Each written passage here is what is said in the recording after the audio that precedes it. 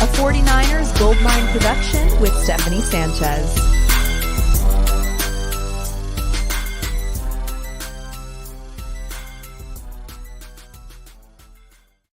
What's going on, everyone? Welcome to another edition of the 49 Carats podcast. I'm your host, Steph. It is Monday, May 20th.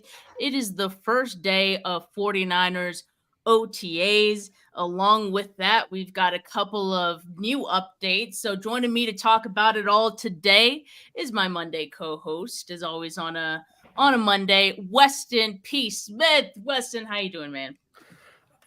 I feel blessed to be in the presence of greatness, Steph. What a week for you last week.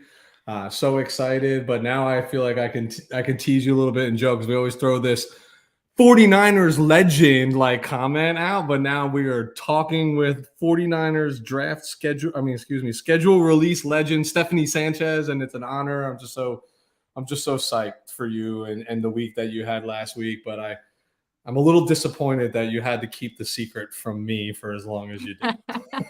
you weren't the only one, for sure.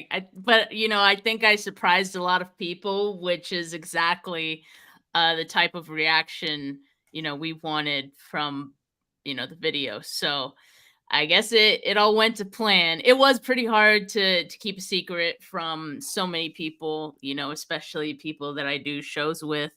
But glad you enjoyed it. And yeah, I'm happy to be a 49ers legend, I guess. You now are. There's no escaping that.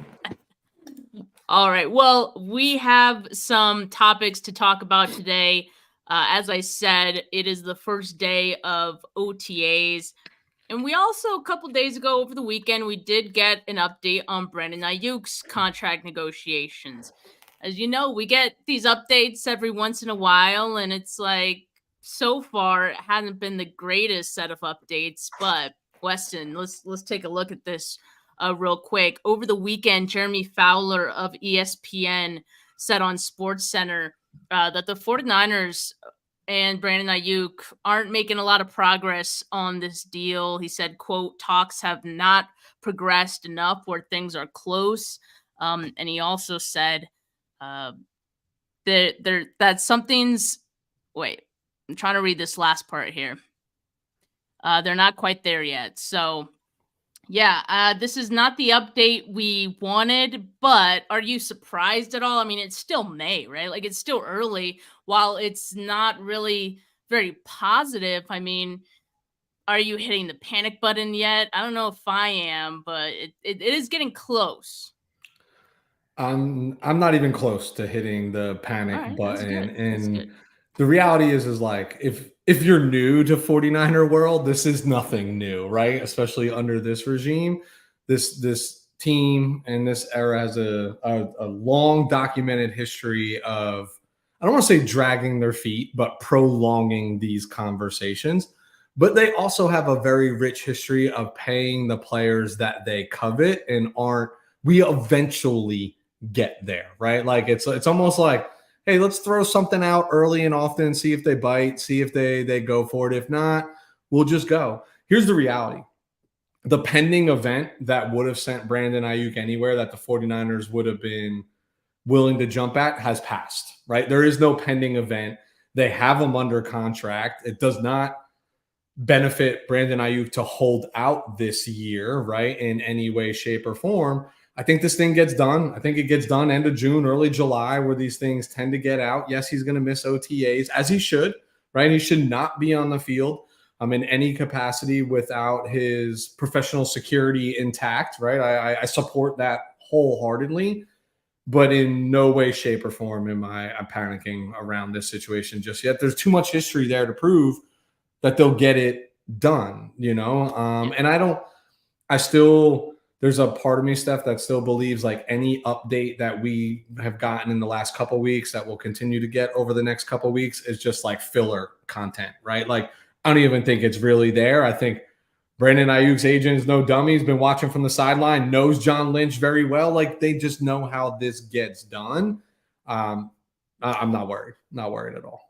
Yeah, I'm not worried either. And I just think we've we've seen the 49ers track record of when they get these deals done.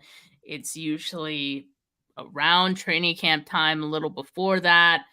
So we still have a ways to go until then. So I'm still not pressing the panic button. Of course, hearing that there's no progress is, that's not what you want to hear, but there's still a lot of time between now and then to make progress, right? So that's the good thing for them. Now, the question is he going to show up to OTAs? The 49ers, like I said, their first day of OTAs is today. And I mean, I don't think the media was there for today's session, but I would imagine, like you said, Weston, he's probably not going to be there. If he is there, he's not going to be participating, but I really don't think he is there. So I guess we'll wait and see when the media confirms that or not. But that is the expectation. Now, yeah. I was gonna say the only thing that like irks me about this particular scenario is I'd love to see them have gotten something done with Brandon well in advance of like the draft, like when free agency opened up and they had the new league year essentially restarted and they had the ability to renegotiate, just because of like what losing a Super Bowl can do to a team's demeanor, and then all the smoke leading into the draft. Is it Aiyuk? Is it Debo? Is it whatever? And I know like this is business and you can't really drag feelings into it, but these are also humans, right? And like looking for a positive vibe for your impact players to pick them up getting into the season, so it's not just all about the bag. And like right now, the longer that it drags on, it will become for Brandon Aiyuk, what's the largest amount that I can actually get? But I also think like, again, his agent's not a dummy. He certainly reps other players, has been down this path before where like it's also in Brandon Ayuk's favor to get the deal done in some capacity, because you never know what the wide receiver market is right now. We know it's hot, but doesn't know it's not always the case year to year, right? Like this could be a high paying market. All of a sudden these guys flounder a little bit, or you had a really strong rookie wide receiver class come in. If they're highly productive as rookies, that's going to be the route the teams are going to look, right? Younger, cheaper, etc.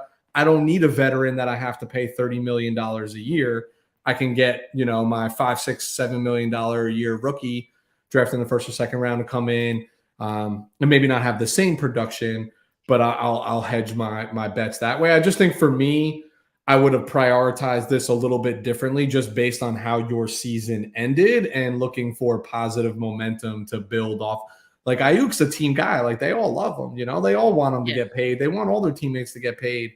You'd love to see something like that reinvigorate or re-energize the group, knowing that they're just coming off of this massive, massive emotional letdown in losing the Super Bowl. Yeah, it would certainly boost morale, I think, for fans and, teammates alike, and Brandon Aiyuk if they got this done and, still have a lot of confidence that they will get it done. Now, what does this ongoing negotiation mean for OTAs, right? Well, let's take a look at OTAs. And first, just in case, want to remind people what OTA stands for. I often forget myself, but it is organized team activities and it's voluntary. So that's the key part here. It's voluntary off-season workouts. It does mark the first time that teams can practice on the field together with helmets, although no live contact is permitted. They do have like team periods, 7-on-7, 11-on-11, things of that nature, but no contact. So that is the caveat. And again, the part that it's voluntary. So Brandon Aiyuk won't be penalized at all if he doesn't attend, as would other players if they don't end up attending. So yeah, that is what OTAs are. And for the 49ers, their start date is today. They also have a session tomorrow, May 23rd, May 28th to the 29th, and then May 31st. So between those days, we're going to get the media there to give us some reports on what's happening. But that is the lowdown on OTAs. And then the next phase after OTAs is mandatory minicamp, which is June 4th to 6th for the 49ers. So we'll just wait as we're starved for information about our team. We will be waiting to see, who looks good, who maybe doesn't. But we can assume that some guys are going to be missing OTAs. We already talked about Brandon Aiyuk. He's a question mark, right? Has not been confirmed whether or not he did appear at today's minicamp, right? So I got a question mark next to his name. Drake Jackson, I'm not sure either. He finished last season with an injury. To me, he's still a question mark. We got Dre Greenlaw still rehabbing, of course, from his Achilles injury, and then Talanoa Hufanga, I would assume as well. And then Charvarius Ward as well. We did get some update from Mooney Ward earlier today. He was on the Up and Adams show with Kay Adams, Miss K, as I love that. I think we have to refer to Kay Adams as Miss K from now on. I really, really like that. But look, I'm just going to share right now what Mooney Ward had to say in that clip here. What's going on? They start today. Are you full go? Are we still rehabbing? I'm still rehabbing. So I'm trying to, get back up running full speed and everything, like you saw me in that pick 6 clip. But I feel good. Body feel way better than it did a couple months ago. Even at the end of last season, I was hurting pretty bad. Like my back, growing the abdomen was hurting me pretty bad. But I fought through it. I pushed through it. So I'm almost at 100%. I'll be ready for training camp. So. All right, he's going to be ready for training camp. That is certainly a good sign for Mooney Ward. And so, yeah, I mean, he's progressing. I don't know if I assumed he was going to be ready for OTAs anyway. He did have a core muscle surgery in the offseason, so that's what's going to keep him out until training camp. But as long as he'll be ready by training camp, it's a good sign. For all these players, to me, your vets, it's about camp, right? Like OTAs, mini camp, like I'm thinking about training camp, right? Like what end of July, August brings is obviously when you want these guys in house and not missing that time. That's valuable reps. That's, just getting your body playing football again, not just like gym preparation, etc. I'm not worried about like mini OTAs and mini camp. What is ideal is guys like Ward, probably Kittle, right? Kittle had the same procedure done, right? Exactly. So maybe he's a little rung up right now. Hufanga, those guys, even the Aiyuk situation, just would really love to have them in the building. Don't necessarily need them out on the field. Don't need them taking the reps. It's just about like continuity. It's about rapport for the vets who understand how to prepare for an NFL season. It's more about like the mental reps. Like we're going to talk about a specific player here in just a moment about what OTAs and things of that nature are going to mean to that individual. And I'll tie it back to like, it's the mentals for me, right? Like being in the building, getting up and coming back to work, right? A professional accountability, like all those things, and bringing around your peers and your guys. That's what I want. Like I'll start to get more concerned if we don't see their body, them physically on the field in that, that end of July after they break from mini camp before they come back for training camp. Yeah. And that's a good point too, right? I mean, I feel like OTAs, because it's voluntary, you have like some of your superstars like Nick Bosa, not showing up, or, it's not as big of a deal for guys like that. It is a big deal, however, for maybe bubble players, guys who just made the team, like rookies, younger players who are kind of scrapping, clawing for every opportunity that they can get. This is a great time for them to showcase what they have. Now, that doesn't mean that it can't be valuable for vets as well. You got Devondre Campbell, who the 49ers signed this past offseason. He tweeted out just a few hours ago on Twitter. He said, "I can't even lie. I'm having so much fun playing football again. The situation I was in making me lose my love for the game, but I'm back having fun again. And I love that for myself. Thank you, God." End quote. Good for him, right? I mean, he has kind of alluded to this in the past that, his role with the Packers just wasn't the right one for him. And, for him to say he's finding the love for football once again, that's a big deal for a player, right? And so hopefully that does translate on the field. It seems like Devondre Campbell is one veteran who is enjoying his time at 49ers OTA so far. Love it. I love this for myself. I know he loves it for himself. Yeah, right? I love this selfishly. all right, Devondre. Like I didn't want to say that I wrote off this signing, but my expectation was he's not the player he once was, right? But now, like, you never know. Like, that's what I just love about athletics in general is like how much scenery, coaching, any of those changes, how much it can drastically affect the outlook. All right. Not to take this back. You and I need to do an entire show on this. But we talked about Jared Goff versus Brock Purdy, right? We talked about this. And I could go through the litany background of how poor Jared Goff's situation was when he first got there. A rookie, early head coach, right? Jeff Fisher initially, who we know what he does, blah, blah, blah, blah, blah. Look at the change of scenery, the change of coaching, the change of philosophy, what that can do. And Devondre has been harping on that, right? Since the end of the season. He was like, they didn't know how to coach me. They didn't utilize me right. They didn't put me in the right spots. And that's a lot of like player speak, like to justify maybe what could be defined as poor play. But when you see something like this, I'm loving this game again and talking about it as a game versus a job and a business, like, I don't know, maybe 59 is going to be a lot of fun flying around the field and might afford Dre to take his time and be right before he puts himself in harm's way again and at risk of re-aggravating or whatever it might be. So selfishly, I love this for myself just as much as he loves this for himself. I'm sure the 49ers are also loving it. That would just be the best case scenario for the team if, him kind of finding himself and his love for football once again could translate onto the field and get him looking like, a pretty good temporary replacement for Drake Greenlaw. Like that's exactly, I think, what they envisioned or would have hoped to get out of it when they sign him as a free agent this offseason. Now, another guy who, you could probably say he's a vet at this point now, Brock Purdy. I mean, is he a vet? He's certainly a leader, but this is his first OTAs as the starting quarterback. As a starting quarterback, because obviously his first season he was a 4th-string quarterback.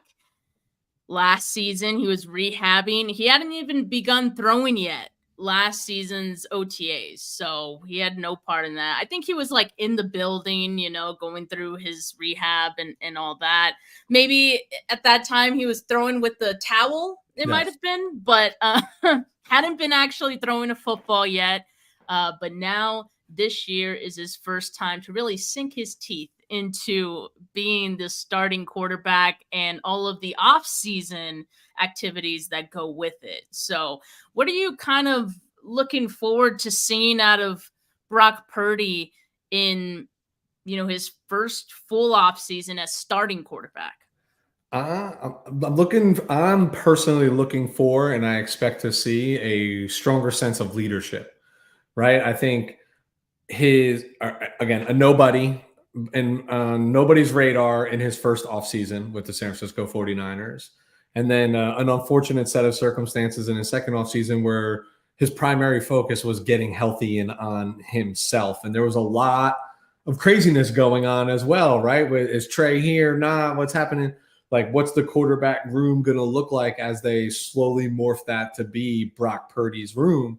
We know it's Brock Purdy's room go forward. Now he has the opportunity to be front, center, present. Again, even if he's not on the field, just coaching people up, spending more time with Kyle, like more of the focus on football than the improvement of health. And I think he's also going to afford himself an opportunity here to get his body and his mind right in phases, right? Like leading into the season, a benefit that he hasn't had in his short time in the NFL. Now, I don't know what that amounts to. If I'm being fully candid, I'm perfectly fine if it amounts to the exact same season he had last year, right? Like statistically speaking, right. Like I'd be fine with that. I don't know what like a full off season gives him. What I will say, and I am very big on this, in anything you do in life, the more repetition you get and the more practice, it's everything else slows down, right? And the more prepared you are for the scenario. And this is where he is going to get the most practices with the most number one team reps than he's ever had in the NFL. So I have to imagine something good comes from that, right? Am I crazy? Or like, I just feel like something positive has to come out of an extended off season where the focus is on football and not health. Yeah, I just feel like he can focus on the little things that, you kind of need to be a good quarterback. And we already know he has the intangibles. Those are the things that, you could still develop even while, rehabbing an injury, for example, the intangibles. And he always has had that even before I think he stepped foot on the field for the 49ers. But, I think just the little nuances, as you were kind of mentioning of quarterbacking, like those are the things that I think he's kind of worked on this offseason. And whether that is going to translate into better stats, I mean, it's really hard to imagine him having better stats than he had last year, just because, like, I mean, for much of the season, he was like a top 5, top 2 quarterback. Crazy. If you look at a lot of stats, right? So I think in that area, like, there might be some regression in the stat category, but he's going to be a better quarterback. Like, I don't think that's crazy to say, right? And like those two things could be true at the same time. And I think this is a season where we do see that, and we do see some growth from Brock Purdy beyond just the stat sheet. So I think that's great. And as Rob was pointing out, Rob D in the comments here, Brock hit every pass to George Kittle at this concert. It was Luke Combs, right? I'm not much of a country music buff, but Luke Combs had his concert at Levi's Stadium this past weekend. Brock Purdy tossing some beer cans to George Kittle. Give him a nice lob there. Better tosses than his first pitch at the Giants game. I want to talk about that. Yeah. Hey, I thought it was a fine throw, by the way. I thought it was a fine throw. It was okay.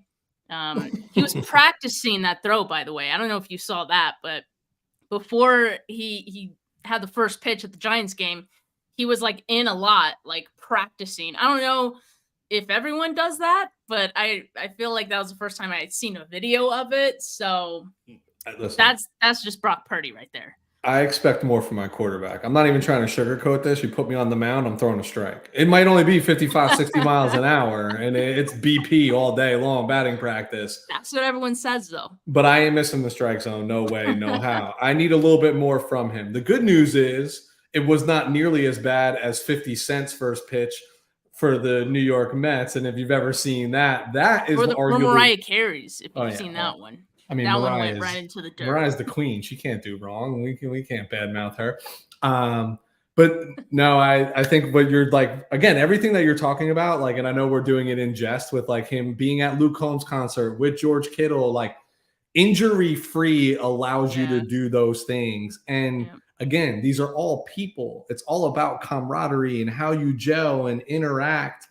And this is how they support you, like, and they want to support you. I just think having this full off season is really going to benefit them. Most importantly, what's the Steph, you go on? What's the radio station out there in San Francisco? I always forget. Is it KTVU? There's KMBR and there's 95.7 The Game. Yeah, so The Game, right? I think it was Steve Young who was on The Game the other day, and he talked about what Brock Purdy's superpower is, and it's the ability to like process, and he goes into detail about like adrenaline and what that does to people and how some very select few can slow down.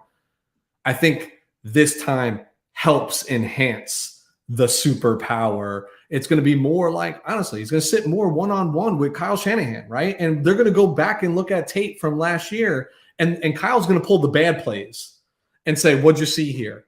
And Brock's going to be able to tell him what he's seeing, how he reacted, and they're going to correct and work on correcting those things and draw more. I think he's going to have the opportunity to be more vocally involved in like schematic and play development with Kyle because he's front and center. All that matters. That matters on the field. That would be really big if, Kyle Shanahan entrusts him with more responsibility within the offense, or just trusts him to have more input. I mean, like, we've already heard that they have like a healthy relationship as far as, Brock being open and saying, hey, like, I don't know if we should do that. Like, maybe let's try this. Like, it's an open communication type of relationship that they have. That's already great.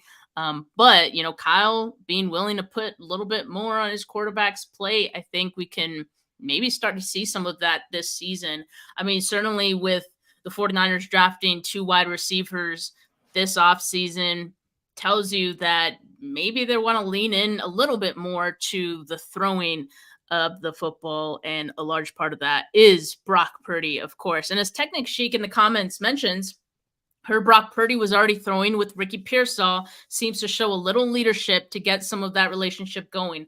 Absolutely. And I'm so excited that these two are already working together. This was before OTAs, that they had already had some throwing sessions, them both having some connection to Arizona, I think is big. Even Jacob Cowing has a connection to Arizona as well. Of course, that's where he played college. So yeah, I think it's great that we'll get to see that pairing grow a little bit together as well.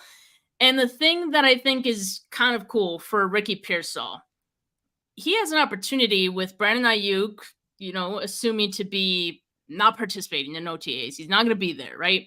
Ricky Pearsall has an opportunity here to get more snaps, get more valuable time with Brock Purdy, and grow that connection. So I'm glad they're already working on it, and they were already working on it before OTAs, but now, like, let's kick it up a notch.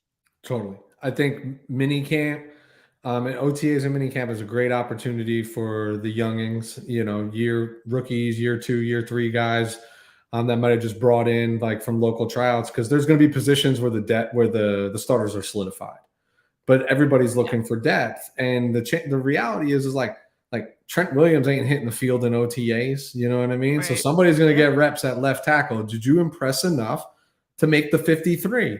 Or do you hit a practice squad with the potential of being stolen by another team as like camp is dwindling down and you're doing your roster cuts, et cetera? So this is a tremendous Ricky Pearsall and Cowan, both top of mind. We know who 1 and 2 are. We know that. Yeah. But their performance and how they ingrain themselves in the offense and take to Kyle's playbook is going to determine if there is more options available to Kyle Shanahan. I don't even know if Kyle wants to I think by drafting these wide receivers and what you have, I think it's very easy to take the bait to say Kyle wants to throw the ball more. I'm sure he'd love to, but I bet you Kyle is just as excited to just spread the field out and still turn around and hand off the ball under less box in a less box. He just wants more options. He just wants, that's. Let's not get crazy. Like, that's hilarious. Still have Christian McCaffrey behind. You know what I mean? Like, he still has to touch the ball 20 times a game. Unless it's a blowout. But it's a lot easier to run against 6-man fronts than it is 8-man boxes. Classic Kyle, man. You're absolutely right, Weston. And I'm like, I think people are thinking, wow, the 49ers are going to be like pass first. No, not pass first. Never. This offense will never be pass first, but I think they will pass a little bit more. I think we saw them pass a little bit more even last season. And that is with them still being like bottom of the barrel in pass attempts, right? So that says a lot. But what we're seeing is like it's more efficient passing. You're seeing more passing on first downs, on those early downs. Like that's different. That's something we hadn't seen before. So I think to us, it's always going to feel like there's more passing in this offense, even if there's just a sliver of something different that we hadn't seen before in the passing game. I mean, we're also a fan base that's been subjected to watch our team throw like 6 pass attempts in the NFC Championship game one year. You know what I mean? Like, so anything 10 plus attempts in a game, we're like, we're airing this out, But like, seriously, like Kyle, go back to Atlanta when he had the high-powered offense in Atlanta. He had Matt Ryan, elite quarterback at the time, in my opinion, and he had arguably the best wide receiver in football at that time, and Julio Jones in his prime. Tony Gonzalez, arguably the Yeah. best tight end to ever play the game. And they still had Devonta Freeman and Tevin Coleman and still ran for more yards than any team in the league. Like it's deception. That's all it is. They're all just trying to outthink each other, but you will not dare to walk your linebacker out on my slot receiver 15 yards outside the tackle, because even though I might have a run call here, I'm going to empower my quarterback. That's why this offseason is so important. He will audible out of that, and he will eat that coverage up all day long with that space in the field. So it's almost like, I dare you, right? I dare you to call my bluff that I'm not going to throw, but whatever it is, and that's what it's about. Just keeping people second guessing themselves. Yeah, it's more pick your poison too. Absolutely. I mean, just more weapons for this offense.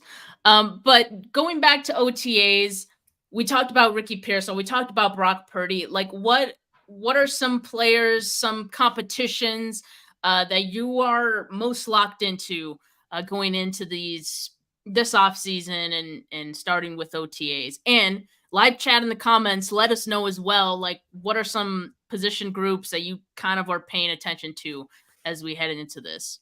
Yeah. So for me, I'm looking at the defensive backfield here. I want to see how much time Mustafa gets on the field, right? And what that looks like. Just, does he look clean? Does he look crisp? Does he look out of position? That's the biggest nuance from the transition from collegiate ball to the NFL, is just like adapting to schematics and responsibilities. You're going to be asked to do different things, right?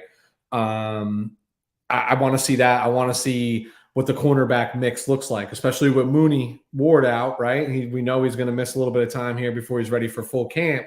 How many reps is Renardo Green getting with the ones? Who's playing opposite? How much is Demo out on the field versus Ambry Thomas? I think that's where the offensive line's like low-hanging fruit, right? Like, I just want to see I don't think it's going to look any different than it did last year, at least through the first couple of weeks of the season. So barring any health-related issues, I think they'll trot out the same starting five. But I am really interested in the defensive backfield across the safeties, et cetera. And I'm slightly intrigued to see what the running back room looks like. I mean, I think they're really high on these two rooks. I'm glad you said that. Yeah. And we all love Elijah Mitchell. I know availability is the best ability, and he has not been readily available since 2021, essentially. And we all love JD Mason. Like, we all love Jordan Mason. But I think those two are going to find themselves on the outs if Schrader and Gorendo, if they pan out. Mm-hmm. Like, those are just the cheaper options. I have one more caveat. This is what I was thinking about. The linebacker position. And most specifically, I want to see what Jalen Graham and D Winters look like in year 2. Yeah, that's what I want to say. That's totally fair. To just circle back to that last point of the running backs, we are absolute sickos because we know look at this. Like Christian McCaffrey is the starting running back, no doubt about that. He's going to end up getting probably 95% of all the carries. And yet we're still here clamoring for information on these other running backs because we're sickos like that. And we just want to know who's going to be the backup.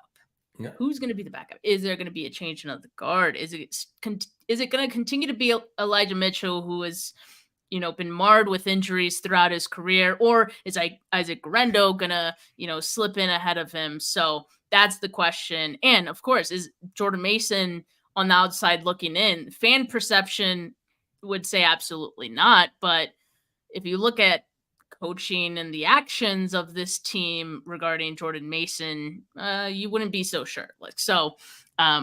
Really, really interested in this one. Surprisingly, I want to see how that kind of shakes out after Christian McCaffrey. Then, of course, I do want to see Ricky Pearsall and how he does against the veteran corners. And yeah, Mooney Ward's not going to be there, but I would imagine Lenore's going to be there. We're going to see Ricky Pearsall go up against Renardo Green. One thing I want to see from Renardo Green, is he getting too handsy?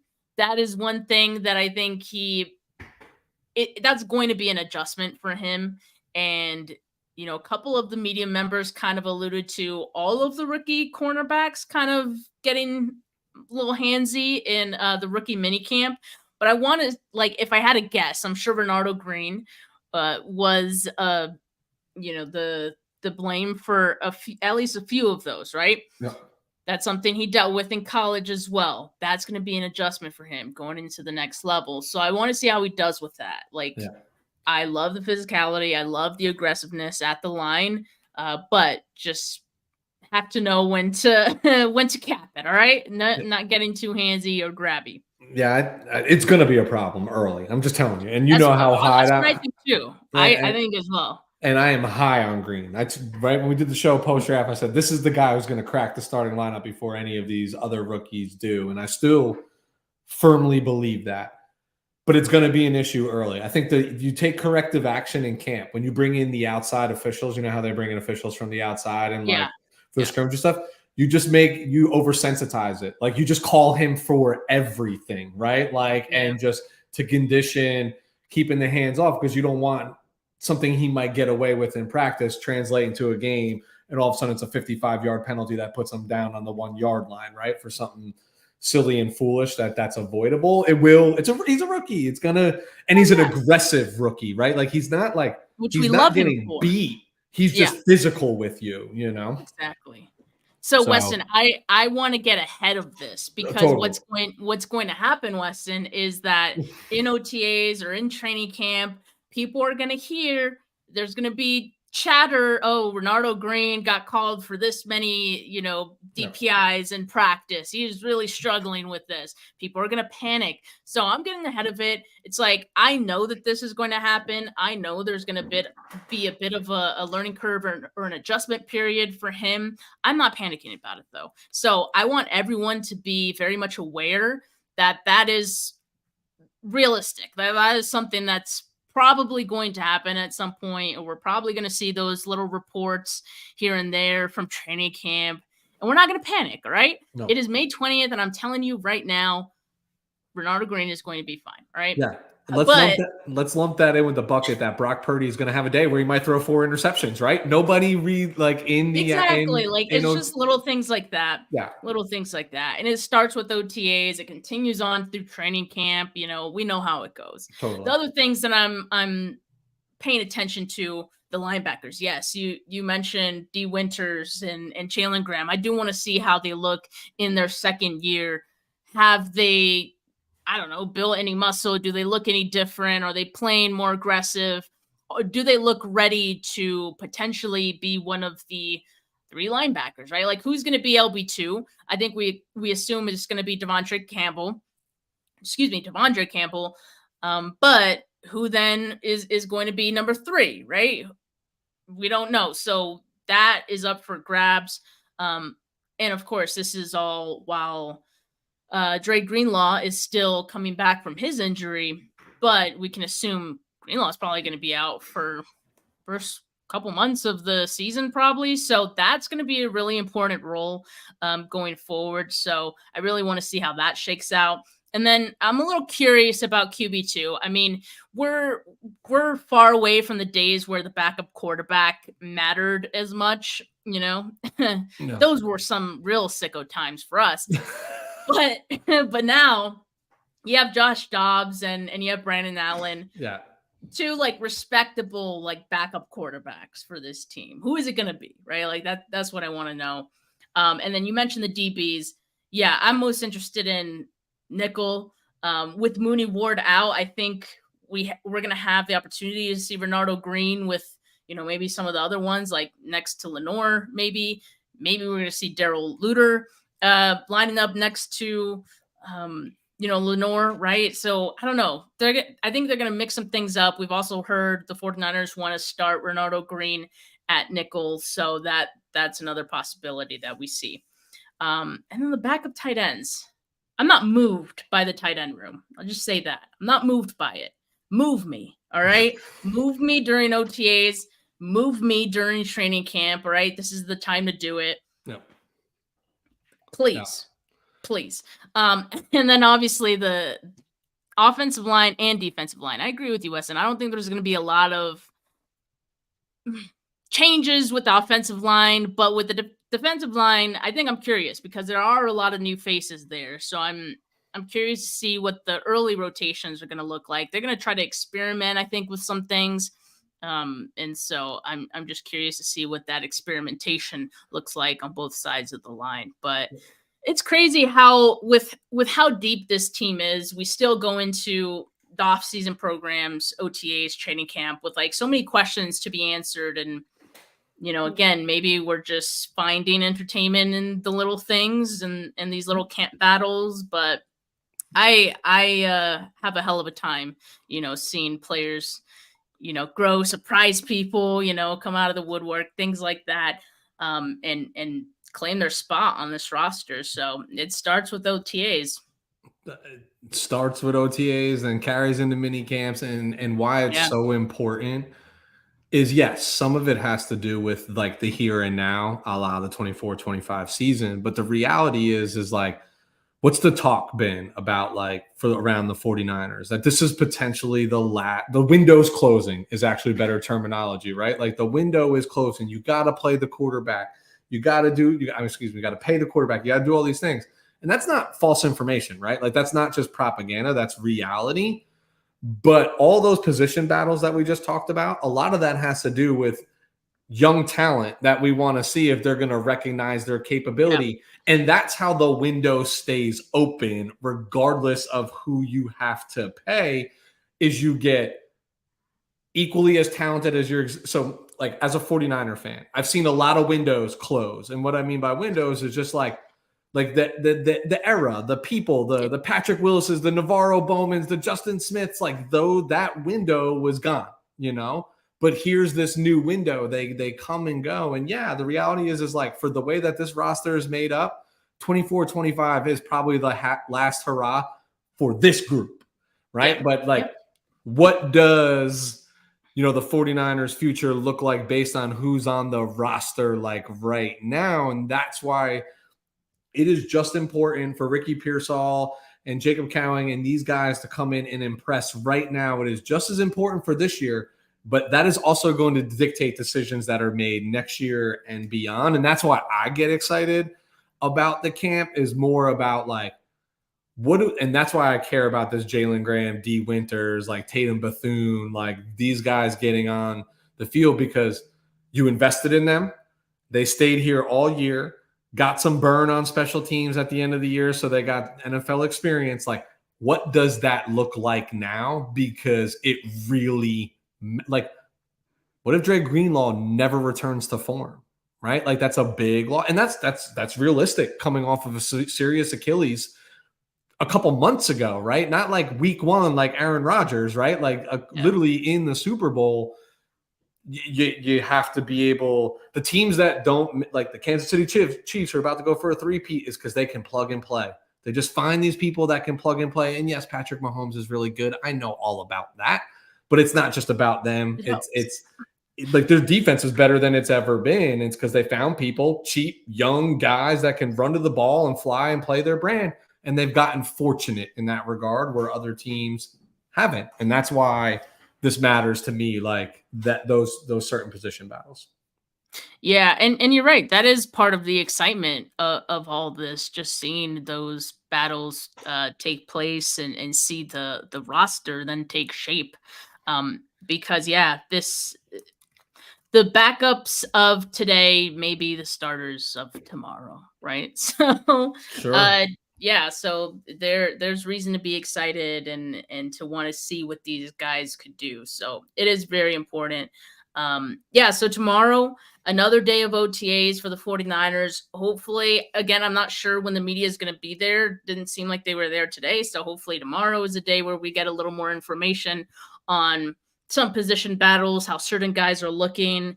I want to know like who's going to be the most in shape they've ever been, right? Who's going to be this year's Drake Jackson? Who's going to be this year's Javon Kinlaw?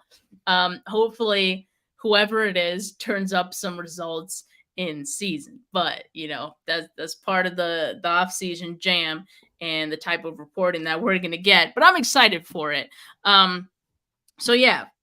tune in tomorrow. Make sure you like this video. Make sure you subscribe to the channel if you haven't yet. Hit that notification bell so you know when I go live. Audio listeners, leave a rating, leave a review. Appreciate it. Weston, any final words before we depart for our Monday here? 11-6. That's okay. You know what?